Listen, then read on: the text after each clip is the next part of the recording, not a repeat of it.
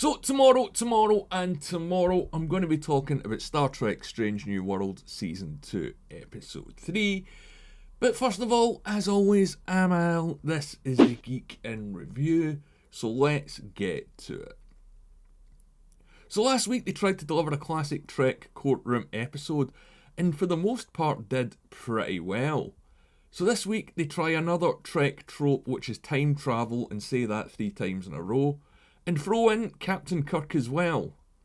And I wondered before I watched this episode if they're going to try and explain or correct some issues fans are having with new Trek and old canon mixing, or not mixing as the case may be. Because I'm talking about timelines, of course, and can. And if you follow me on Twitter, you know I told you that he was coming in Season 3. And I also dropped the bomb about a year before Jack Crusher was announced in Picard. If you're not following me on Twitter, you might just be missing out a little bit, but ideally it's up to you. So this episode, it's Star Trek 4, City on the Edge of Forever, Time's Arrow sort of thing, but not really. It's more Picard Season 2 when it comes to the time travel, let's put it that way. So augments, definitely, and maybe the whole killing baby Hitler thing, or not as well. But remember, first of all, this show is set up plenty already. Pike's fate, Cybok, the Gorn, the Broken Circle, that is a lot. But Kirk and time travel, let's go. So the episode opens and all the land day-to-day stuff was just really set up for the Pelia set up later on. And we still don't get much information on her and Lanthanites, and I don't think we will. But I will go over what was covered in the episode later on. But she does say that she's lived through every natural and economic disaster in human history, but that's a pretty big claim and also set up as well. But I did like what she was doing here, hoarding valuables in case humans abandon the utopia ideals in Trek, and we kind of revert back to how we are now. And I like that she thinks like that, she thinks very long term. I mean, I don't like the character or the voice, but that way of thinking was kind of clever, and I hope that they do decide to go places with it. So a time agent shows up, as you see in the promo clip. He randomly appears after being shot by a bullet and tells La'an there's been an attack in the past she needs to stop. And he tells her to get to the bridge. Now, he doesn't mean the bridge on the Enterprise, that's for later on in the episode. But after he disappears and leaves her with a mysterious box, that's what she does. She goes to report to Pike. But, shock horror, when she steps off the turbo lift, it's Kirk there, not Captain Pike. So he's back again, sort of, and time has changed, so James T. Kirk is now captain of the Enterprise. And this is the second time they've given us, a second alternative Kirk. We still haven't got the real article yet. And it also means that Pike's not captain, and this is the 3rd episode in a row they've really reduced Anson Mount's role. Look, he's the new number 1 of this season, they just write him out the episode straight away. And I don't know if Anson Mount had something going on or it was a production thing, but it seems that they have gone out their way to remove their main character from the show, which is very odd. But what do you guys think of that? Let me know in the comments below. So things have changed and it's a United Earth Fleet now, not Starfleet. And Spock's trying to make an alliance because they're under attack by Romulans, but Kirk's not having it, because he also says that Earth has its own problems. So wait, let's go back a minute. Starfleet doesn't exist, the Federation doesn't exist, and Captain Kirk, who's never heard of Spock, meets him in the first 10 seconds of the episode while there's an intruder on his bridge. That is a lot to take in. And it's kind of weird that no one really reacts the way they should to La'an being there. They all just sort of casually stare back at her as if to say, well, are you still here? Which I thought was very odd. But anyway, she explains times change, and of course Kirk doesn't believe her, and there's no trace of La'an anywhere. So something in the past has changed that means that she doesn't exist.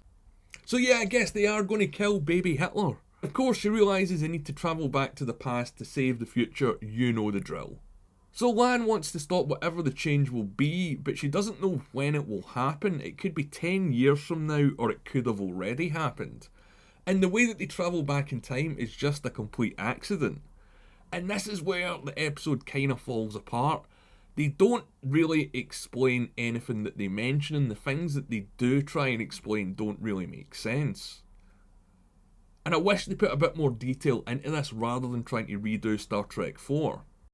But this Kirk explains that his Earth is in a ruin, and I'll get to that later on, don't worry. And it's kind of clear that they're trying to set up a setup between La'an and Kirk. I mean, it feels pretty obvious and pretty heavy. And the episode goes into full CW mode with very modern music, modern comedy, and a very whole relaxed attitude to solving this time crisis. And I'll be honest, there are bits in this episode where I forgot I was watching Star Trek. It felt more like I was watching an episode of The Flash or Smallville. And they are so relaxed that they get a hotel room and go to sleep, only to decide to compare notes on the different worlds the next day. Kirk doesn't really want anything to change, because if it does, this means he won't exist. But La'an explains there is a James T. Kirk in his timeline along with Sam Kirk. And this version of James Kirk is shocked because Sam is dead. So the episode is now kind of hinged on this version of Kirk wanting to save his alternative brother who's already alive. But La'an tells Kirk he's from the darkest timeline and things are better where she's. While all this is going on, a bridge explodes. Get to the bridge, the time agent at the start, do you get it? Not really, it doesn't make sense, don't think about it too much. And everything after the bridge explosion is just pure convenience and badly done. Kirk can't operate a revolving door, but he can drive a car. The whole Pelia trip, which we see, or we have already seen in Picard Season 2 with Guinan last year, I didn't really get it. I mean, did they not change time by telling her she was going to be an engineer? Don't get any more details on Lanterites other than they've been on Earth for a really long time and they're aliens, which we already knew. The writing really doesn't add up either. Like, Kirk knows certain things, but he doesn't. He knows that there's an explosion in Toronto that started all this, but he doesn't remember where exactly it is. That's knowing about nuclear bombs, but not knowing about Hiroshima. And the whole love story arc where she wants to save him doesn't really make sense, because earlier on in the episode she told him he already exists in her world. And then there's all the stuff at the Institute where, you know, she can conveniently open doors and that kind of thing. And they don't really delve into who the Noonien Sings are, because we still don't know, we just associate that name with Khan. And the whole confrontation with him at the end didn't really make any difference, because you knew she wasn't going to make any change. And in the end, all of it means nothing, as La'an can't talk about it or decides not to talk about it anyway.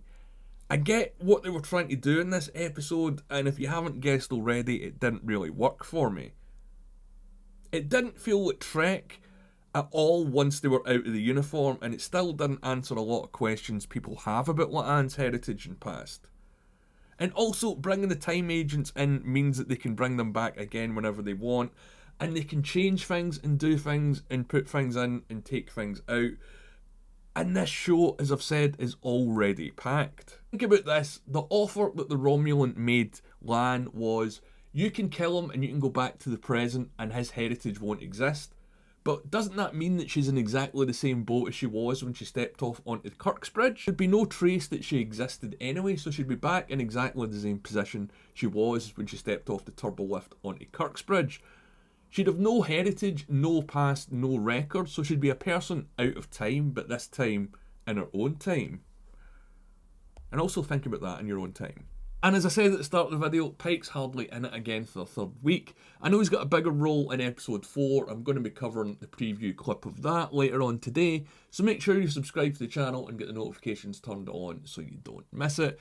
But yeah, this episode was sort of exactly what I thought they were going to do. I get that they're trying to reset the whole canon thing, and they explain that with the fact that time has now been delayed due to the interference of the Romulans. But that is really going to piss a lot of people off, and it's also going to please a lot of people. I get that they're trying, they're just not pulling off the execution. And for the third week, we've not really had all the crew together going on adventures. And I hope this trend doesn't continue, because part of the fun of this show is seeing them all working together, and we haven't really seen that yet. But as always, these are just my thoughts. Let me know what you think in the comments below. As always, I'm Al. Thanks for watching.